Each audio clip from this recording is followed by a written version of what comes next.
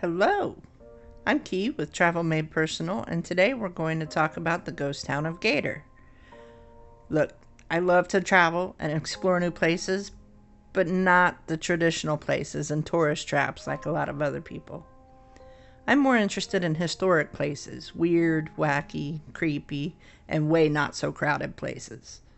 Abandoned places fall into there somewhere, but not like old abandoned houses and stuff. I'm fascinated by entire towns that were completely abandoned. I want to know why they were abandoned and what they were like before everyone left.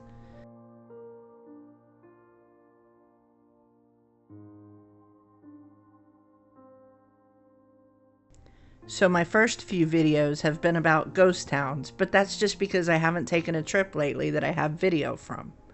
However, next weekend, the bestie and I are headed up to Alabama, and we have 29 different destinations we plan to visit. A few of them are ghost towns, but some are not. Be sure to stay tuned to see where all we went.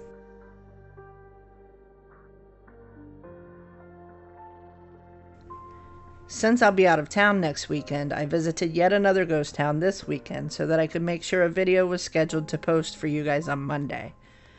When that video is published, we should be on our way back from Alabama, and the following week I'll start posting videos of our trip.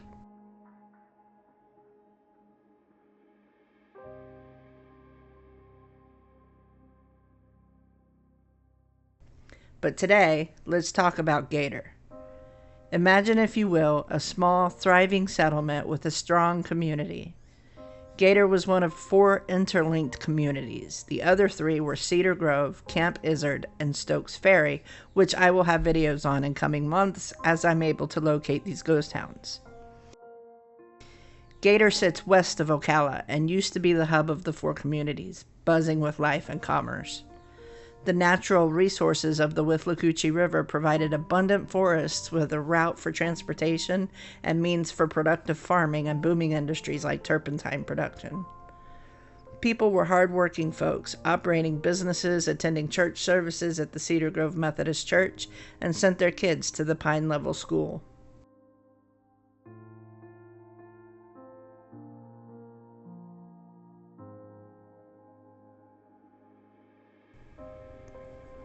Mr. Sidney W. Layton served as the local postmaster in Camp Izard when the post office was established in 1845.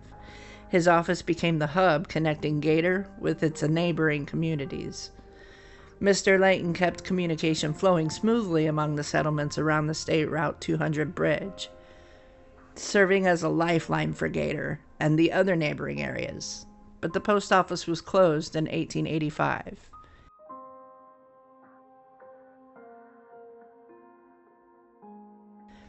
Gaiter's post office opened in 1889 and closed in 1928.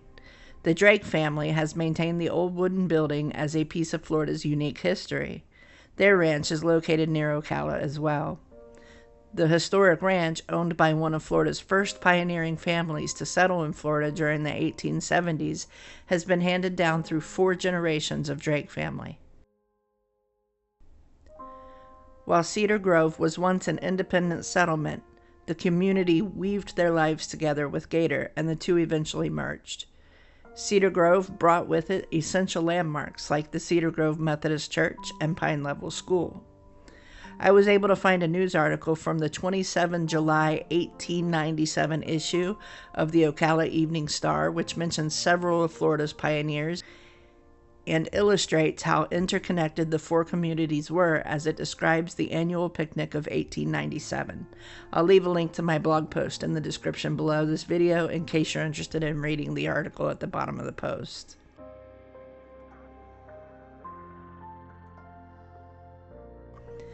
One of the biggest businesses in the Gaiter Cedar Grove area was the turpentine still, on the other side of Route 200. It was a massive operation back in the day where they bled trees for the resin and then processed it into turpentine, which was a valuable commodity. The old turpentine still is now a golf course and senior community. Today, all that's left of Cedar Grove and Gaiter are the Cedar Grove Methodist Church and Cemetery. One of the most notable remnants of these grounds is the old hand pump well. The original church burned down in 1935, but was rebuilt the following year and still stands there today, a monument to the community's rich spiritual life. Unfortunately, I lost the video I took as I walked around the Cedar Grove Methodist Church and Cemetery. All I have left of my visit to this ghost town are my pictures. As I walked around the grounds of this abandoned town, I had this nagging feeling that I wasn't alone. I've never felt this when visiting other abandoned towns and cemeteries, but this time I felt like I was being watched. I don't really scare easily though, so I continued my exploration anyway. The first thing that impressed me about these grounds was the big, beautiful trees framing the church. As I walked around the church, I didn't get the sense that this old church was abandoned. Aside from the concrete stationed in front of the screen door to block the entrance, it felt like somebody could pull up at any minute to conduct church business. Like the church in Romeo, there were still curtains hanging, and it seemed like one could walk into the church at any moment and pick up business where it left off. There were two smaller buildings outside of the church, which seemed to be similar to a shed and an outhouse, though I couldn't be sure.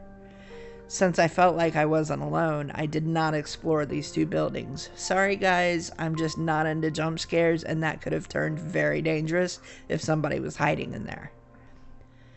After exploring the outside of the church, I made my way to the cemetery. Interestingly, I found a stash of loot next to one of the cemetery gates. It was an opened bottle of wine, a small type of orange, and a $5 bill.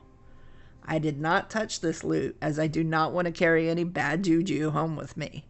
Take nothing but memories and leave nothing but footprints, right?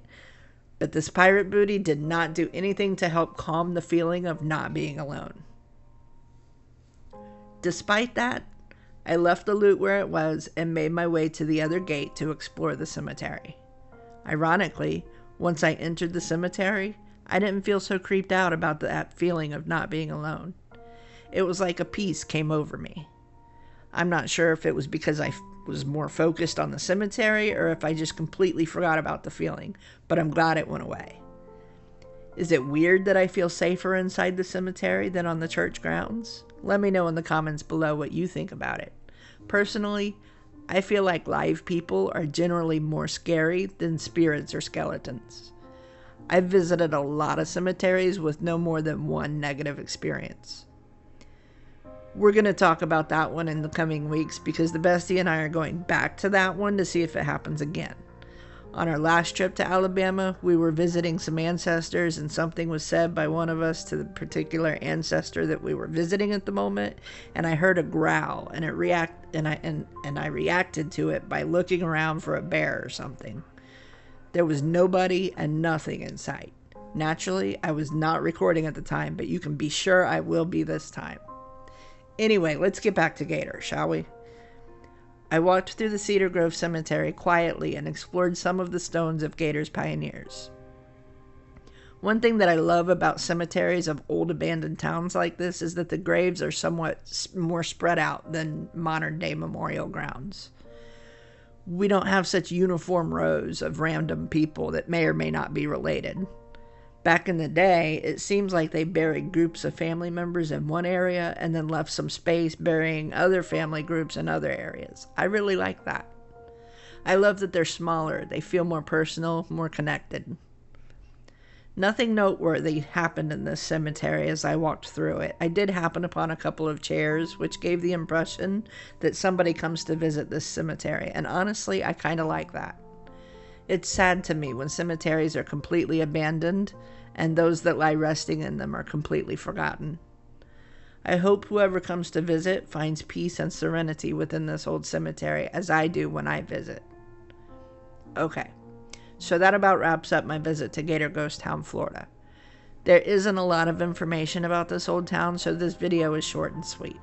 I hope you'll stay tuned as I continue exploring more ghost towns, as well as some other historic places in the coming weeks. If you haven't already, be sure to check out my Florida Ghost Town Romantic series featuring the ghost towns of Montauk, Capulet, Romeo, and Juliet. Next week, I'll be sharing with you my visit to Florida's ghost town of Stage Pond this weekend, where I wandered through the woods looking for remnants before visiting the old pioneers at the cemetery. So stay tuned for that. As always, be sure to hit the like and subscribe button so you can be notified each time I upload. Until next time, friends, stay off the beaten path and explore the world your way.